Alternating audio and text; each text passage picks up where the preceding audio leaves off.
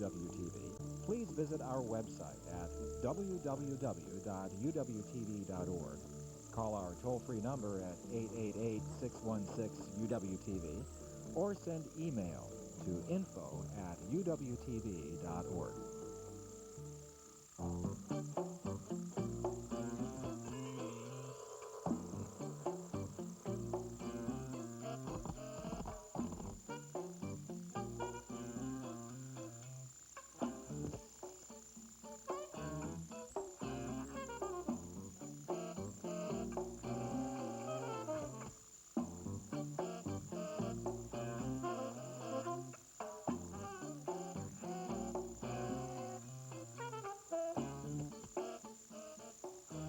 So this is actually a lecture that I prepared at that workshop, and I started by trying to give a snapshot of the present about logic in computer science, and somehow I get sucked back and back into the past.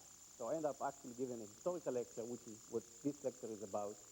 There is another half hour at the end that I could give, but usually nobody gives me the time. So it's about how logic begat computer science, and also when you get into this, you run into the fact that usually the history of any scientific discipline is determined by a sequence of some giants. So this is, you can see the story about when the giants roamed the earth.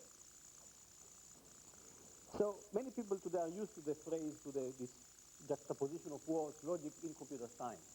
But if you stop to think about it for a minute, then it's actually rather puzzling, because logic is something that started, with the Greeks 2,500 years ago. Computer science is a very baby discipline. And so how such a connection come about between such a young discipline and such an old discipline? And in searching on the web, I found a beautiful quote from a person whom I don't know, Cosma R. Chalizi, at the Santa Fe Institute. And he says as follows, he says, if in 1901, a talented and sympathetic outsider had been called upon, say by a grant-giving agency, to survey the sciences and name the branch that would be the least fruitful in the century ahead, his choice might well have settled upon mathematical logic, an exceedingly recondite field whose practitioner could all have fit into a small auditorium. Okay? It had no practical application, not even much mathematics to show for itself. Its crown was an exceedingly obscure definition of cardinal numbers, whatever they are. So how does such a connection come about? Now we can answer it before first of all asking even a more basic question: what is logic? So we can go to the most famous logician of all time, the Reverend Charles Ludwig Dodson, otherwise known as Lewis Carroll, right? And we do find a definition of logic in Alice through the looking glass. Here it is. Contrariwise, continued Tweedledee, if it was so, it might be, and if it were so, it would be. But as it isn't, it ain't. That's logic. Now, if you don't find it satisfactory, then here's a more modern definition from a feminist book. Logic is the creation of defensive male subjects who have lost touch with their lived experience and define all beings in rigid propositional categories modeled on a primal contrast between male and female. This is logic. If we want a serious definition, then we have to go back to the Greeks, where in some sense Western civilization started. Aristotle lived over 2,000 years ago.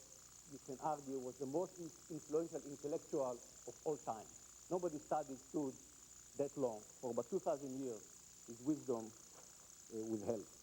And what Aristotle wanted to know is how do we distinguish between a philosopher, which literally means philosopher, the lover of wisdom, and a demagogue, which literally means dema is the people and gog is the leader of the people. Okay? That's what a demagogue is. How do we distinguish between philosophy and demagoguery? And Francis Bacon, 2,000 years later, put it very nicely when he said, logic differs from rhetoric in this, that logic handles reason exact and in truth, and rhetoric handles it as it is planted in popular opinion and manner. So what Aristotle discovered, that if you want to search for exact truth, then the form is important.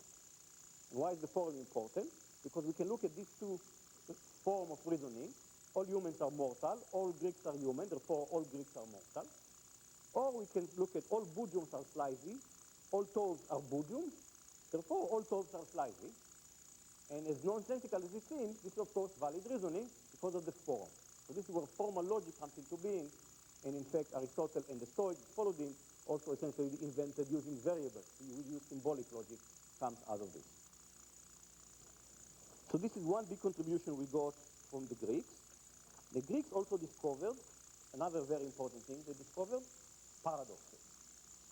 So Epimenides, who was a Cretan, refuted this, said all Cretans are liars. And in fact, we found in the epistle of St. Paul to Titus 11:12, one of themselves, a prophet of their own, said Cretans are always liars, evil beasts, lazy gluttons. If you want, we can have the glutton paradox. Now, the sharp form of this paradox is actually due to another Greek guy called Eubulides, who said this sentence is false, which is the sharpest form of the liar's paradox. The sentence cannot be true, cannot be false. We seem to be, there's no way to resolve it.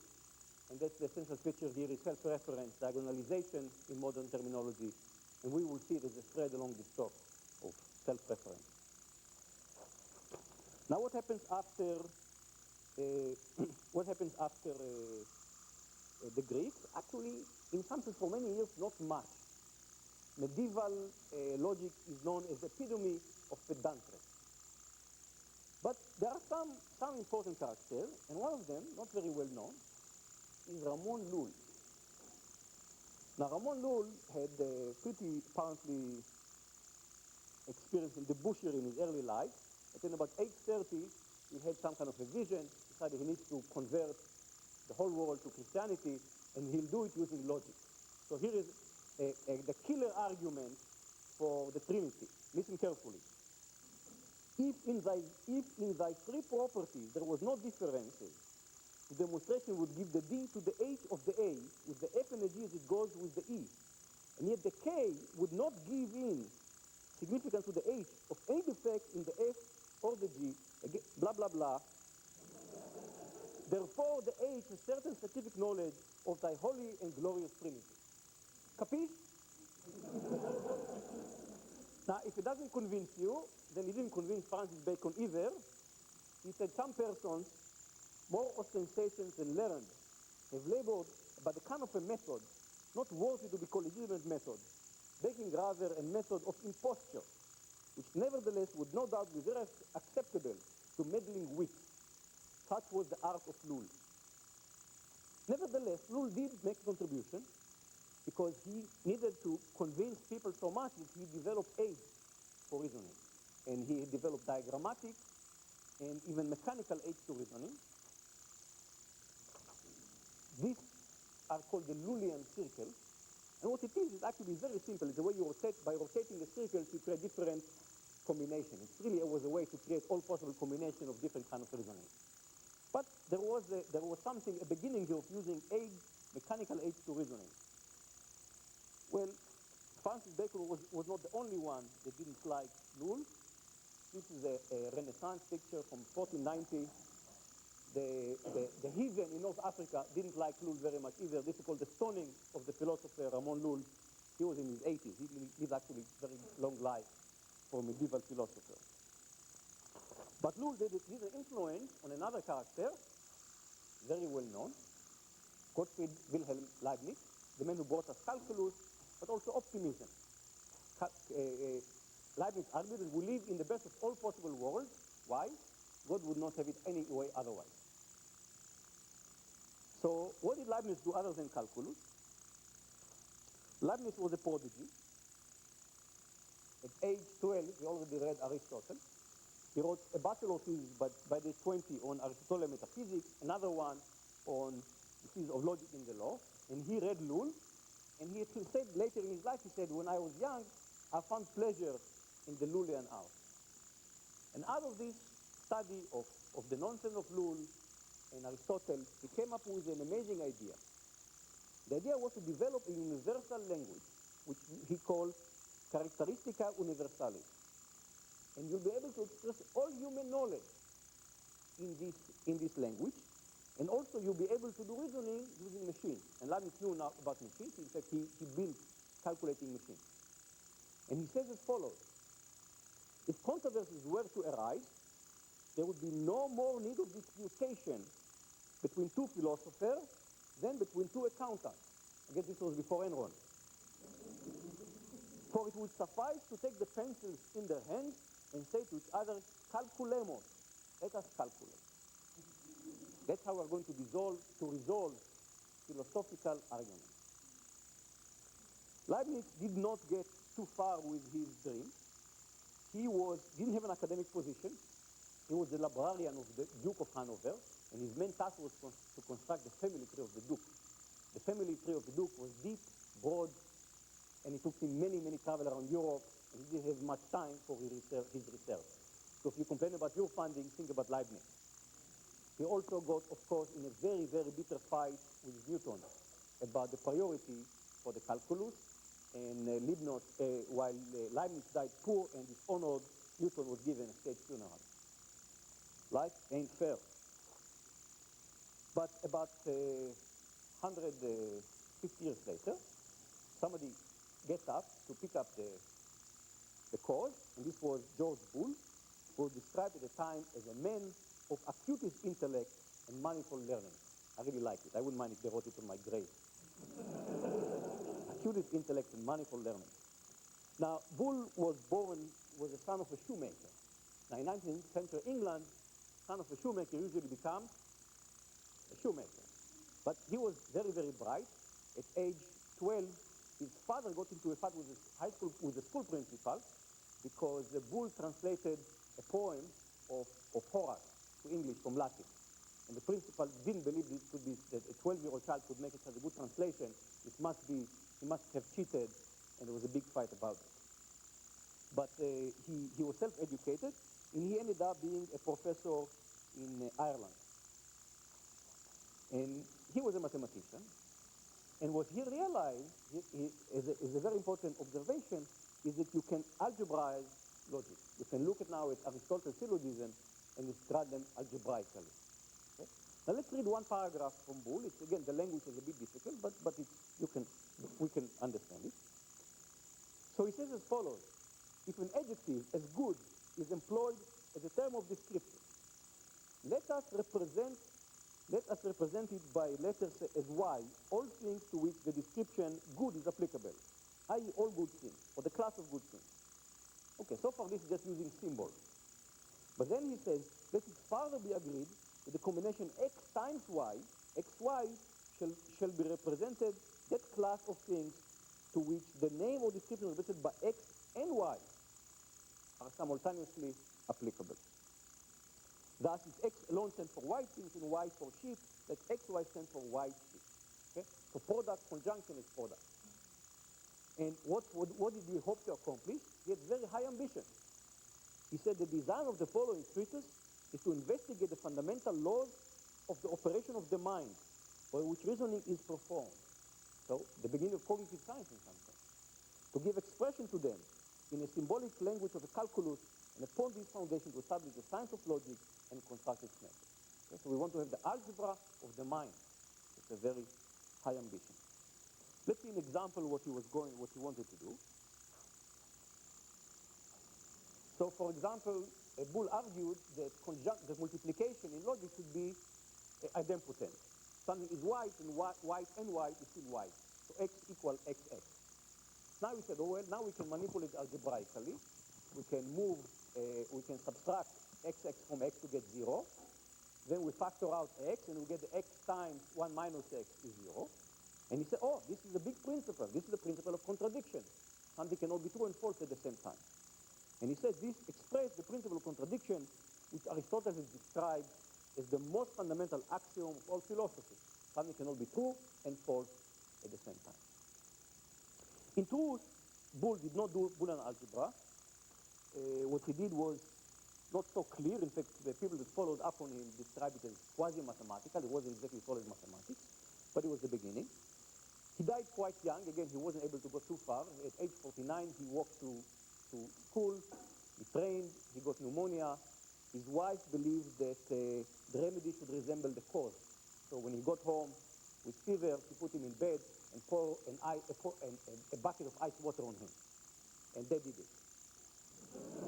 So he died at age 49. He left behind a daughter, Alice, who was 4 years old, grew up to become a secretary and a housewife. And she also wrote papers about four-dimensional geometry. And eventually got honorary degree from the University of Groningen. So this was a good family. Now, Boole was followed by Jevons, who really developed Boolean algebra. Boolean algebra really is due to Jevons, not to Boole. But Jevons had another idea. The idea was mechanizing logic. This is late 19th century, mechanizing logic. And he writes, I have given much attention, therefore, to lessening both the manual and mental labor of the process, and I shall describe several devices which may adopt it for saving trouble and risk of mistake. So following Boole, people discovered that propositional reasoning is hard. So we didn't know yet about incompleteness, but people realized even thinking about four variables leads to exponential explosion. He was very excited about what he realized, and many of you may want to adopt the next paragraph. He says, as I walk in the morning, the sun was shining brightly into my room. There was a consciousness on my mind that I was a discoverer of the true logic of the future. For a few minutes, I felt such a delight such as one can seldom hope to feel. Okay? Each time you write a paper, think about Jevons. And it's amazing to see what these people in the 19th century, they built very primitive machinery. What he built is called a logic piano. It's not a very good picture. It could handle four propositions. For 16 cases of four propositions. So couldn't do too much. But he starts thinking about computation. And he says the machine represents a mind endowed with the power of thought, but wholly devoid of knowledge. It cannot be asserted indeed that the machine entirely supersedes the agency of conscious thought. Okay? So again, this machine could handle four propositions. Then he says, I must remark that this mechanical device are not likely to possess much practical utility. We do not require in common life to be constantly solving complex logical questions.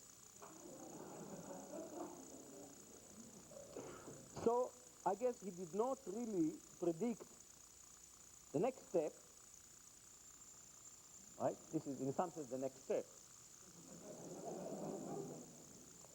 So how does that happen? How do we go from this primitive machinery of the 19th century to using today, in fact, if electrical engineer, when you talk about logic, you're talking about circuits.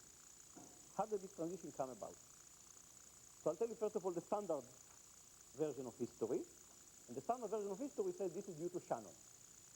Claude Elwood Shannon, who was a very bright young student at MIT, and he wrote a master's thesis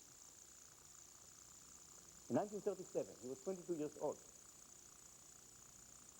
And this thesis, if you want, if you go search it on the web, you'll find it. It was in MIT Scanning, put it on the web, you can go and read it. And it's about using Boolean logic for analyzing circuits. And the idea was that you describe that essentially in circuit you have on and off. And then on is 1 and off is 0. And then you discover that circuit essentially can be described using Boolean algebra. Okay? This was what Shannon did in his thesis. And several people said this was an incredible discovery. Hermann Goldstein, that went on to become, later was the project manager of the ENIAC, we'll talk about the ENIAC, said the thesis helped to change digital circuit design from art to science, because now we had principle how to design circuits. And Howard Gardner, a MacArthur Fellow 1981, said possibly the most important and also the most famous masterpiece of the century. Okay? Now, of course, Shannon afterwards went to, this was just his masterpiece, went to write a PhD, then went to Bell Labs and did information theory and lived long life. He only died last year. But if you think about it for a minute, the thesis is in 1937. The ENIAC project starts in 1943. No web, no technical report repository. Things didn't move so fast then. How did it come that already 6 years later people know of this master thesis? The answer is they didn't. Shannon's thesis only emerged later on when people in Bell Labs started building computers. So how did people in the ENIAC realize this connection between logic and circuits? And really, the connection should be attributed to another character, a figure of mysterious greatness, Charles Saunders Peirce, known as the most versatile intellect in the history of the Americas. So I won't talk much here about Peirce, but in 1886, his student, Alain Mercade, follows up on Jevons' work and published a paper in the Proceedings of the American Academy of Arts and Science called A New Logical Machine. This attracted some attention.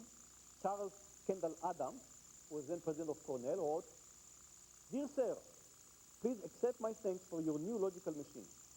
Could you invent a machine that will do the work of a college president? I give you my order in advance." On December 30, 1886, Peirce wrote to Marquand, suggesting that he build a machine for really very difficult mathematical problems. "I think electricity would be the best thing to rely on." And he actually goes on and he draws diagrams, how to do addition and multiplication. Not very this is for binary bits, essentially very easy to write a series and parallel circuits to do this operation. Marquand never built these machines, but Peirce went on to think about computation. So let's read a few quotes. He says, "A digital machine, a logical machine, is a machine which, being fed with premises, produces the necessary conclusions from them. The value of logical machines seems to lie in their showing how far reasoning is a mechanical process. Calculating machines are specialized logical machines." And in another paper, precisely how much the business of thinking a machine could possibly be made to perform, and what part of it must be left to the living mind, is a question not without considerable practical importance. The study of it, at any rate, not fail to throw needed light on the nature of the reasoning process. And again, he says, "Nobody had proved the automatic engine cannot exercise self-control beyond specific self-adjustment for which its construction has provided." If I showed you this quote and asked you when were they written, I doubt you will tell me they were written in the 19th century and early 20th century. You'd think maybe McCarthy or Turing wrote them. However, Peirce had very difficult life. He was a very difficult person. Today we believe that he was manic depressive. But he himself wrote about the criminal trait in his blood. He got into fights with everything. He was a lecturer in Johns Hopkins. He was fired. He was fired from the geodesic service. He lived at the end of his life just by the generosity of his friends. His writings were not published, but they started getting published in the 1930s. And then there is another character, Arthur Burke, who is not very well known. I only learned about him very lately. He is, as you can see here, in his late 80s, but he did respond to my email amazingly, and we had some exchange. So who is Arthur Burke? So as I said, in the 30s, people start to publish Peirce papers. Peirce wrote voluminously. Not all of his writings have been even published yet, but people start publishing him in the 30s. And then Burke is exposed to this work when he's studying philosophy at University of Michigan. But just as today, if you have a PhD in philosophy, there's not much you can do with it. So Burke goes to Penn and takes some course in electrical engineering, starts to lecture in electrical engineering, then gets involved in the ENIAC. So the passage so we went from Boole to Peirce, from Boole, Jevons, Marquand, Peirce, and Burke to the ENIAC. So this is one strand of the story of how logic begat computer science. But there's another other strand that I want to tell you about.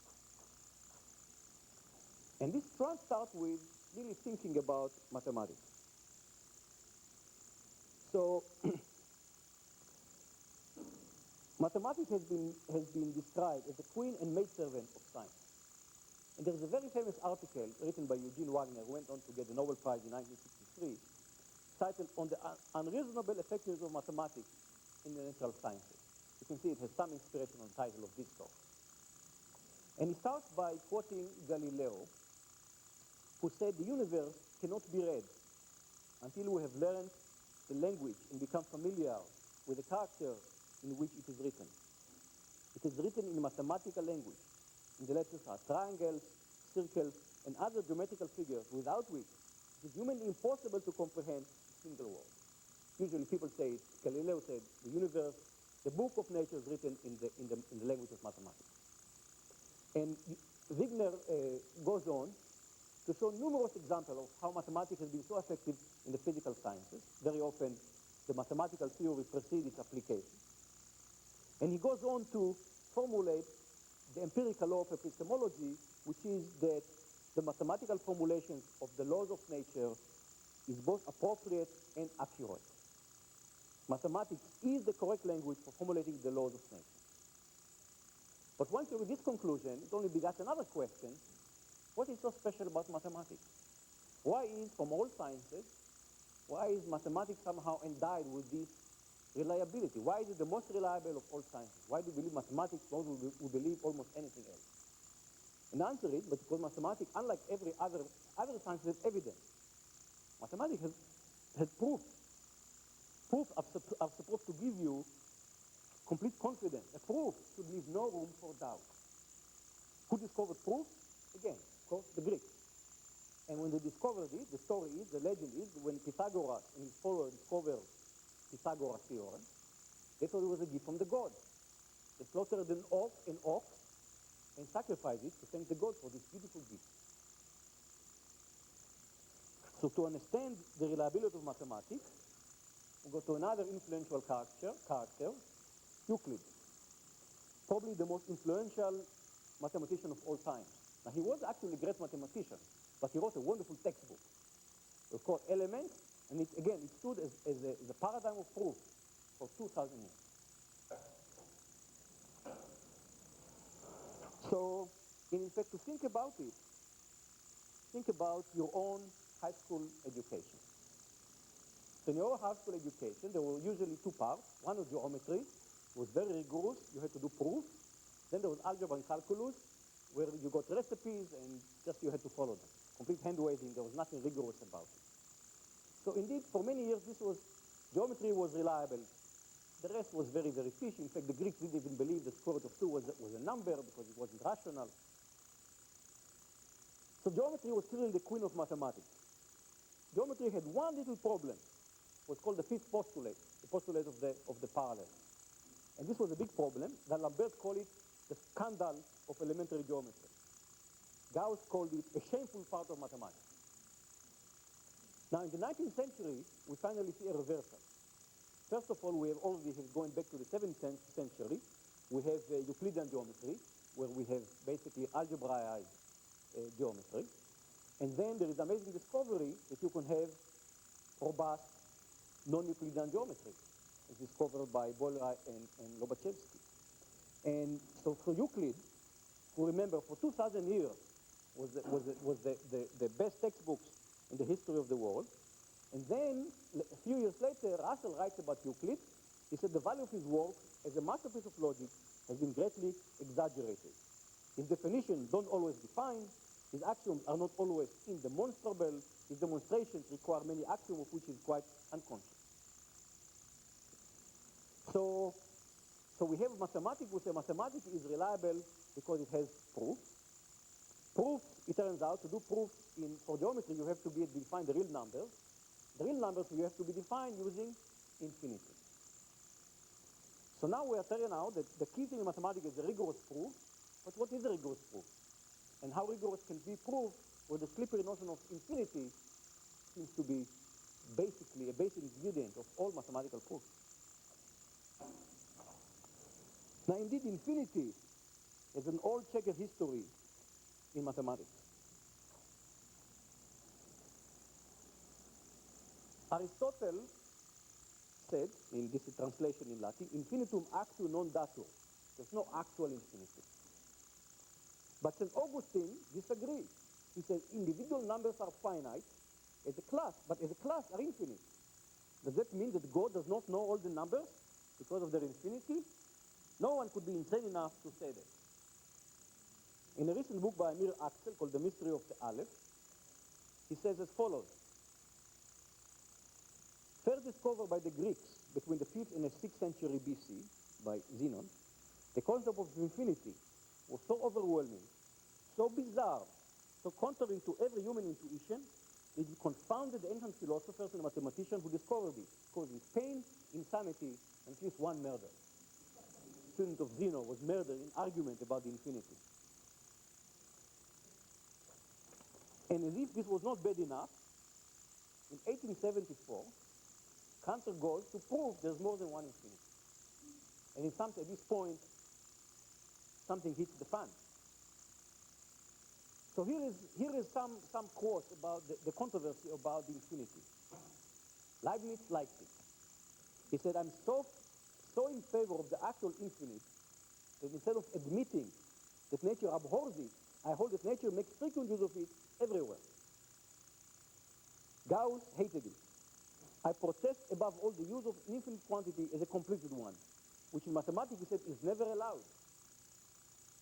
Kronecker, when he read a beautiful proof by Hilbert of Jordan's conjecture, of course using the infinity, said this is all mathematics. This is theology. But Hilbert said no one shall be able to drive us from the paradise that Cantor created for us. And Frege said, for the infinite will eventually refuse to be excluded from arithmetic. Thus we can foresee that this issue will provide for a momentous and decisive battle. So this is the battle over the infinite. Now, just to mind you, was not just idle battle. I mean, Kronecker blocked all of Cantor's papers from being published in German journals. And around that time, German journal of mathematics were the journal. Cantor actually ended up in an asylum because he couldn't handle the stress of having to fight for recognition of his scientific work. Later in the 20th century, Hilbert had a huge fight with a Dutch mathematician, intuitionist Bauer, and tried to kick him off the editorial board of Mathematische Annalen. The fight was a huge fight. All the editorial board got sucked into one side or another. For one member of the board who refused to be sucked in, his name was Albert Einstein, and he said, I refuse to get involved in the war of the mice and the frogs. So, into this phrase text,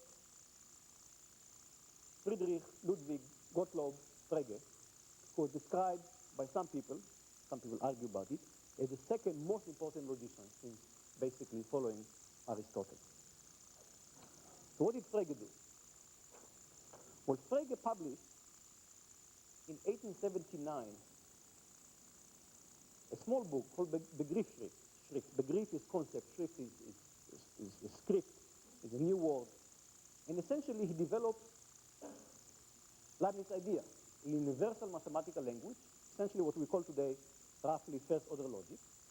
It essentially built on the realization that mathematics you have objects, relationship between them, operations on them, and then we also have Boolean operations in the style of Boole, and quantifiers, exist and for all. So we can take a statement such as all men are mortal, and we can write it to say something for all x, if x is a man and x is mortal, and then we write it today in a modern notation, for all x, the for all universal parameter, man of x implies mortal of x. And von Heyernoth, who wrote a famous book called From Frege to Gödel, said this was perhaps the most important single work ever written in logic. And probably a little hype, but it was an incredibly important work. And then in 1902, just before the second volume goes to print, Frege received a letter from a young Welsh philosopher called Bernard Arthur William Russell. So, and the letter really shook Frege. Why? What was in the letter? The letter starts rather innocently, and in fact, quite flattering. Right? You wouldn't mind getting such a letter yourself if you only got the first part. The letter says, I find myself in agreement with you in all essentials. I find in your work discussion, distinction, definition to one seeks in vain in work of other logicians. There's just one point where I've counted a difficulty. This point proved to be so devastating that when the second volume was finally published, there was an appendix. In the appendix, Frege says, there's nothing worse that can happen to a scientist than to have the foundation collapse just as the work is finished. I've been placed in this position by a letter from Mr. Bertrand Russell. And while he did publish the book, he recognized the problem, and he essentially abandoned his life's work.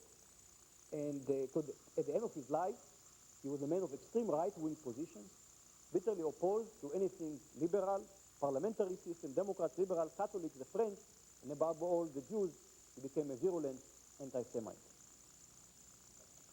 So what was this little tiny problem that Russell discovered in Frege's work? Well, what Russell realized was that the key to Frege's work was the study of sets. Today it's recognized that the foundation of mathematics is on set theory. The question is, what is a set? How do you define sets? In particular, is the collection of all sets that do not include themselves as a member, is this a legitimate set or not?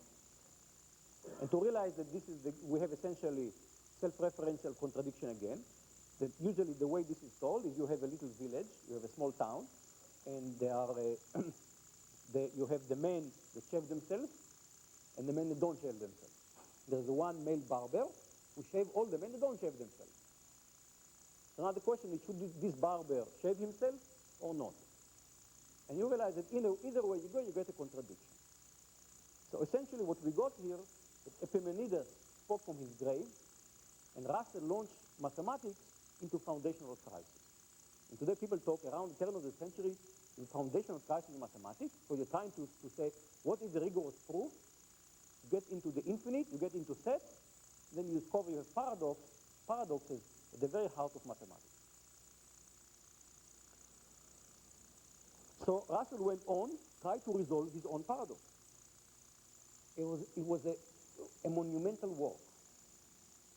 Here is what Russell described in his autobiography. Every morning, I would sit down before a blank sheet of paper. Throughout the day, with a brief interval for lunch, I would stare at the blank sheet. Today we would say I would stare at the blank screen. Often, when evening came, it was still empty. It seems quite likely that the whole of the rest of my life might be consumed in looking at that blank sheet of paper. Somehow he was able to crash through this writer's block, because he produced together with Alfred Whitehead 2,000 pages of Principia Mathematica, which was a systematic derivation of mathematics from logic. And he was able to come up with what we call today type theory to avoid the liar's paradox, to avoid his own paradox. He wrote later, my own intellect never quite recovered from the strain of writing this. If you try to read it, you'll understand why. I have turned aside from mathematical logic with a kind of nausea. And after he wrote this, and again it was incredible feat, and then people realized, wait a minute, how can we be assured that no other hidden paradoxes lying in these 2,000 densely populated pages? So the crisis was still going on. Russell himself went on to live long life. After he quit logic, he went on philosophy. He got the Nobel Prize in Literature for books about philosophy. And towards the end of his life, he was a non-conformity, espoused pacifism, nuclear disarmament, and above all, free love. But the crisis is still on.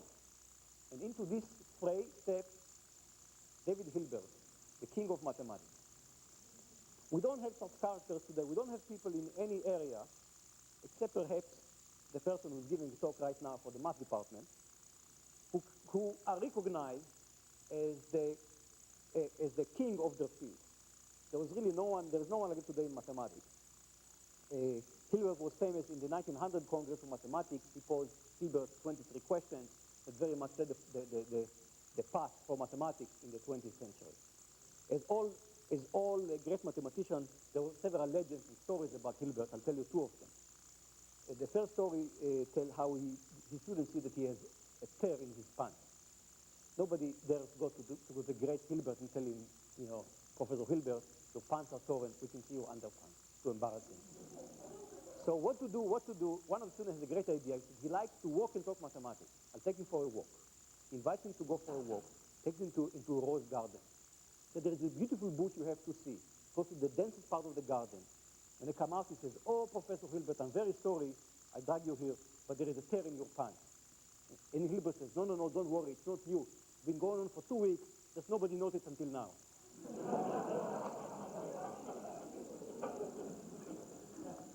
The other story is that one of his best students suddenly died unexpectedly, very tragic. There is a funeral, and the family asked Hilbert to give a graveside eulogy.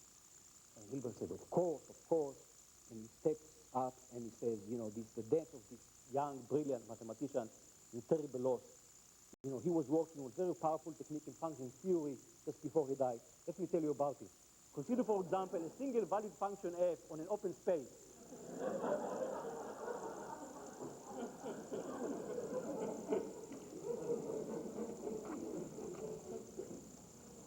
So Hilbert started to realize, Hilbert was one of the developers of the axiomatic method in mathematics, realized the problem and came up with a program. The Hilbert program, roughly between 1970 and 1930, had 3 points. Point number 1, we have to show that there are no paradoxes in mathematics. That mathematics is consistent. You can prove something and its negation, both cannot be proven. This is consistency. The second thing is mathematics is complete. That every mathematical question can be resolved one way or another. And third, this is very important for us computer scientists, mathematics is decidable. There is a mechanical method to decide the truth of every mathematical statement. Okay? This was Hilbert's program. Let me read to you a few quotes from Hilbert. And for him, mathematics was more than just an avocation, it was a religion. He said, every mathematical problem must necessarily be susceptible to an exact statement, either in the form of an actual answer to the question, or by the proof of the impossibility of its solution. Going back to Galois, we know that some mathematical questions have no answer, but you have to prove that there is no answer. It's an impossibility proof. And then he says on, once a logical formalism is established, one can expect that a systematic, so to say, computational treatment of logic formulas is possible, which would somewhat correspond to the theory of equations in algebra. So everybody recognized there was no formal notion of computation, but people recognized that algebra is very mechanical. All you have to do is plug through particular recipes. And the hope was that this could be generalized to all of mathematics. The last quote is very beautiful. It really, I think many mathematicians still would identify with this. Every mathematician, he says, certainly shares the conviction that every mathematical problem is necessarily capable of strict resolution. We hear within us the perpetual call. There is the problem. Seek its solution. You can find it by pure reason.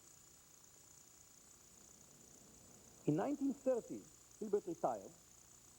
His home city of Königsberg made him an honorary citizen. Doesn't happen today that they make mathematicians to be honorary citizens, but this was for them, it was an important occasion, and they asked him to give a radio address. And Hilbert gave a radio address, and in fact it's recorded, and you can find it on the web. If you speak German, you can listen to Hilbert. I'm told there's a beautiful Königsberg accent, doesn't exist anymore. And his 5-minute address ends with the following words: Wir müssen wissen, wir werden wissen. We must know, we shall know. This was Hilbert's belief in mathematics. However, at that very same year that Hilbert says, we must know, we shall know, Gödel proved that it's not going to happen. And Gödel proved, first of all, that even ordinary arithmetic is entirely incomplete. Okay? There is no systematic way of resolving all questions simply in arithmetic. And furthermore, there's no way in mathematics of proving the consistency of mathematics itself. There's no way a theory can prove its own consistency. And this a few years later was followed on by the result by Peirce and Gödel that says that there is no computational way to decide truth in mathematics. So the 3 points of Hilbert's program were completely demolished. Okay? Within a few years, Hilbert's program was completely destroyed. The same time, what's happening in the 30s is the Nazis are rising in Germany. Göttingen, which used to be the Camelot of mathematics, all famous mathematicians used to go to pilgrimage to Göttingen. Everybody now is escaping Göttingen. Many of them came to the United States. And Hilbert died despondent in 1943. And on his grave it is written, Wir müssen wissen, wir werden wissen. We must know, we shall know.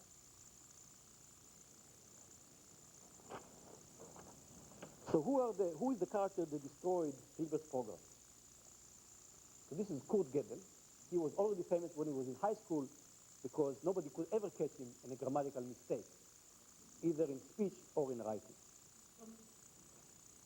He came to the United States in the late 30s. He had to escape Austria and go through, actually, in fact, to Russia and Japan. Came to the United States, came to Princeton, joined the Institute of Advanced Studies, became a good friend of Albert Einstein. And the story is that when he was naturalized, Albert Einstein accompanied him to the interview. In the interview, asked him, one of the questions you ask is, what form of government does the United States have? And the answer has to be, there's one correct answer, a democratic republic. And Gödel says, well, actually, I found a loophole in the Constitution.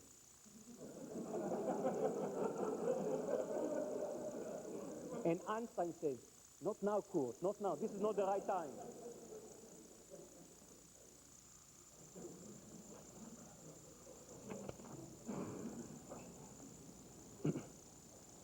So in 1930, in Königsberg, there was a conference on the epistemology of the exact sciences, and Gödel proved what we call the Gödel's first incompleteness theorem. He showed how you can express in a formal way the sentence that says, I am not provable. Going back to, again, to Epimenides. Clearly, the sentence cannot be provable because there will be a contradiction. So we have a sentence that is true, correct, but not provable. In addition to destroying Hilbert's program, it has also a big effect on another mathematician called von Neumann. Von Neumann was a prodigy. He was in Hungarian, actually was trained as a chemical engineer. At age 6, he already exchanged jokes with his father in classical Greek. He multiplied 8-digit numbers in his head. He was working in Göttingen on the consistency of arithmetic. And after Gödel's paper was published, he realized that this was a hopeless task. He was a very vain person. And after he says, I will have nothing more to do with logic. I will never read another paper in logic in my whole life. As we can see later, he actually did read some papers in logic, fortunately for us. We already mentioned Turing. Alan Matheson Turing. We all think of him as this great mathematician who discovered computability, but also we should know he was socially inept, erratic voice, grating voice and erratic grooming, which I think refers to bad body odor, I'm not quite sure. So what happened is that in a few years, over a very, very short period, a few mathematicians, Church, Gödel, Pliny, Post, and Turing, made essentially the same critical observation that mathematical proofs have to be fully rigorous, have to be machine checkable. But what does it mean for them to be machine checkable? To do this, you have to formalize the basic concept of algorithm. So out of this came the formalization of algorithm as a systematic procedure for accomplishing computational tasks. Turing also essentially came up with the distinction between hardware and software, the instructions on the tape and the machine itself, and the notion of universal Turing machine, a machine which can be made to do the work of any special purpose machine. That is, to carry out any piece of computing if a tape bearing suitable instructions is inserted into it. And also Church developed the lambda calculus, so we have, over a period of a small number of years, algorithms, hardware, software, universal computing, programming language. Not bad for one decade. Now Turing actually did his Turing machines work in England. Then he went to do a PhD with Church in Princeton. After he finished his PhD, von Neumann invited him to join him as his assistant at the institute. Turing apparently did not like the concept of being an assistant. He was a very independent person. Also, he missed his mother, so he went back to England. We all know how he got involved in the Enigma project, in breaking the Nazi Enigma code. And then after the war, he was subjected to persecution because of his homosexuality. He committed suicide on June 7, 1954, by biting into a cyanide-laced apple. I was born less than a month later. I didn't know about him at the time. Now, what's interesting about this period is that none of these people knows anything about actually building real machines. Even though people start to build machines around the same time, the late 30s, people start to build computers. We have different people building computers. They were really theoreticians. People really, the first digital computer was built, was the ENIAC, was turned on in 1946. You can call it, later on, Wiener called it Machinia Ratiosymmetrics, a reasoning machine. What we see here are the two programmers. One is called Betty Jennings, and the other one is Frances Bilas. Programming then meant setting several hundred of switches and thousands of cables. It was a very difficult job at the time, apparently. Only women can do it. Later on, it became an easy job. So now, back into our story, come back for Neumann. Remember for Neumann, who said, I'm not going to read any other paper in logic. Now we are about 15 years later. For Neumann, who was 15 years earlier, was a rising mathematician. Now he is the king of mathematics. At this point, he has established the foundation of quantum theory, has done work, basic fundamental work in set theory, has done game theory. Turbulence was a giant of mathematician. He also led the mathematics of the Los Alamos project, of the Manhattan project in Los Alamos. There are several stories again about von Neumann. One is he was a terrible teacher because apparently he wrote and erased at the same time. Another story is that and somebody else comes to him and says, I have a puzzle for you.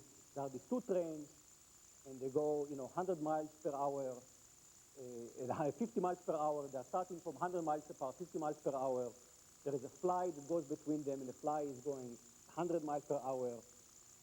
What distance the fly would cover before it gets smashed by the two trains? And von Neumann says immediately 100 miles. So the other guy says, I see you must know this problem. Most people try to do an infinite sum. And von Neumann says, is there any other way?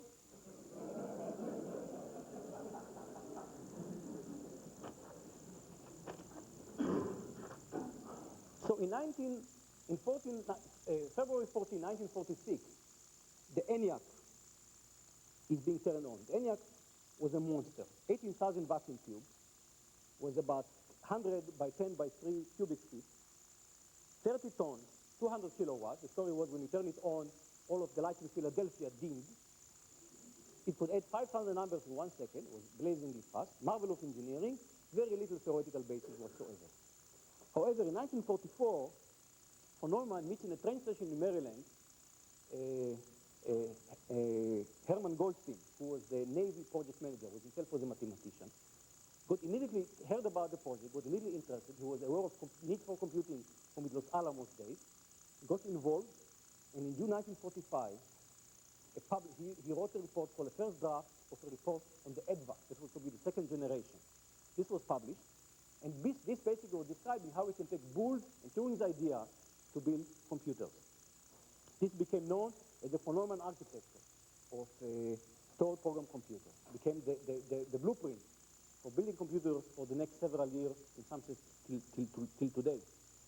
And in 1946, von Neumann says, I'm thinking about something much more important than bombs. I'm thinking about computers.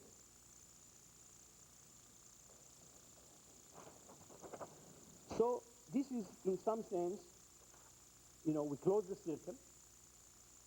By the early 50s, we have dozens of machines that become known as Joniacs around the world. These are reasoning machines.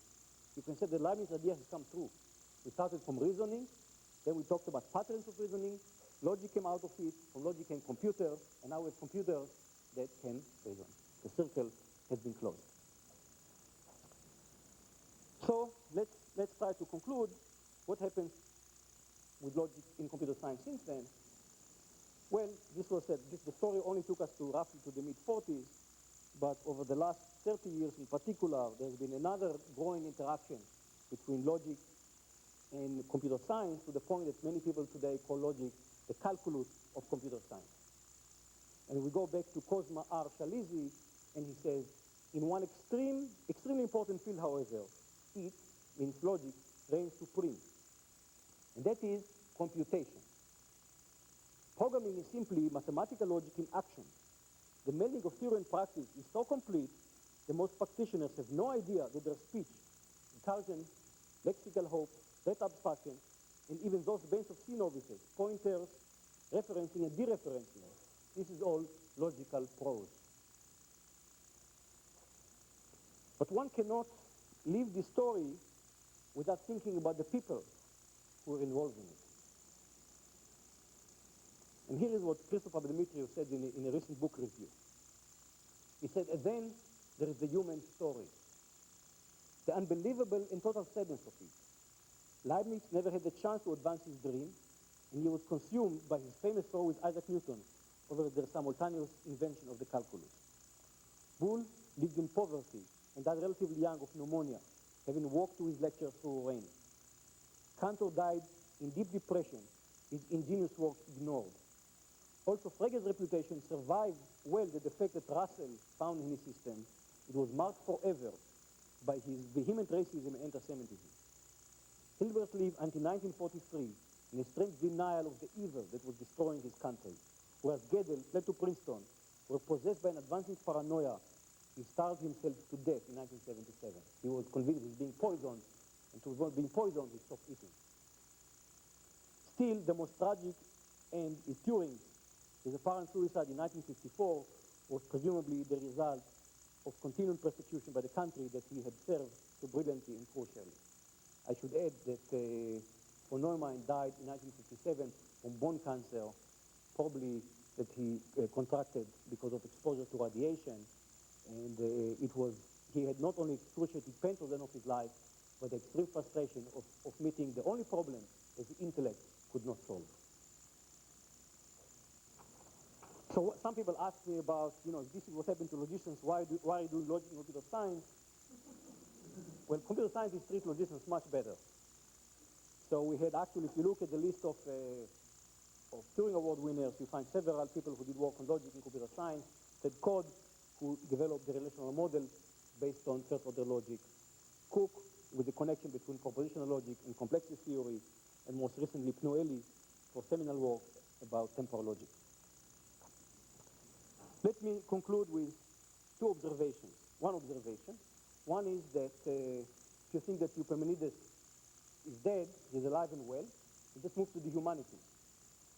So today we have something called postmodernism, which has many versions. You say there's no universal truth, everything is political, everything is narrative, all knowledge is relative, and of course you can ask yourself, is this universally true or not?